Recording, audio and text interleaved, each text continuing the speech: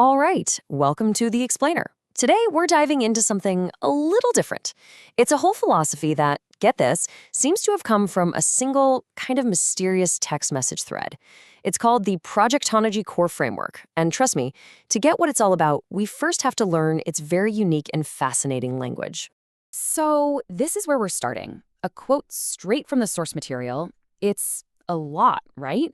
It's dense, a little poetic, and it's filled with these incredible words like yashwings and structure ontology. Which brings us to the big question right off the bat. What on earth does any of this actually mean? It's a lot to take in, I know, but that's exactly what we're going to do today. We're going to break down this captivating framework piece by piece and really figure out the philosophy hiding in there. First things first, to even begin to understand this framework, we have to get a handle on its vocabulary. The key to unlocking this whole thing is in a series of really unique words the author came up with, what I'm calling the ontologies. So let's start with the big one, project ontology. This isn't about, finishing a project and then brainstorming a clever title. No. The whole point is to let a project's true identity reveal itself over time. The name literally grows out of that raw seed, that very first spark of an idea, so you always remember where you started. Next up, we've got structure ontology. The source actually calls this the fifth pillar. You can think of it like a compass for whatever you're working on.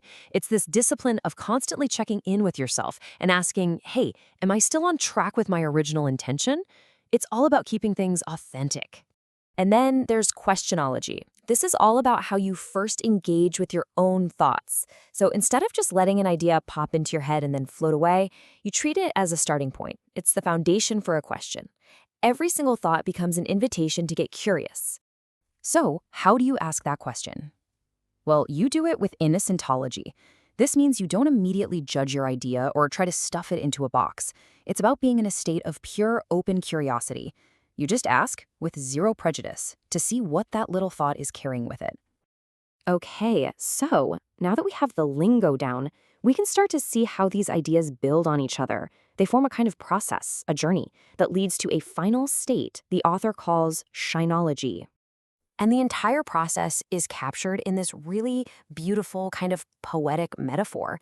It flows from a moment of raw, moves through a rise like sunonology, and finally lands in shinonology. It's basically the journey of an idea, from a tiny seed all the way to a fully shining sun. Let's break that down a bit. The moment of raw, that's your initial spark, right? The tiny, unformed seed of an idea. Rise like sunology is the whole development phase. The idea is growing, it's taking shape, it's emerging. And shinology, that's the destination. The idea is now in its final, totally clear and fully realized form. And you can see how this really goes against the way we usually do things. Instead of building something and then just slapping a name on it afterwards, projectology says no way. The name has to emerge organically from that raw seed to really honor its origin. It's a pretty fundamental shift in thinking. But here's the thing. This isn't just a philosophy for some big artsy project. The source material is super clear that this is a framework that you're meant to implement in daily lives. So how in the world does that actually work? Right. How do you take these really abstract ideas and turn them into something practical, a personal discipline you can actually use? How does one little fleeting thought become the beginning of a whole practice? Well, the framework actually lays out a pretty clear path. It all starts with a simple act. You have to respect the thought. Don't just dismiss it. From there, you use questionology and you treat that thought as the foundation for a question. And then you investigate it with innocentology, with that open, non-judgmental curiosity to really see what your own idea is all about. To really get the mindset, the source uses this powerful analogy of a child learning to speak. A baby doesn't start with grammar books, right? They learn totally intuitively, just by observing and listening and trying things out. It's a natural, unstructured process. And that's the model for this framework. So, we've decoded the terms, we've walked the path from a raw seed to a shining idea, and we've looked at how you can apply it in your daily life. But what's the point of all this? Where's it all supposed to lead?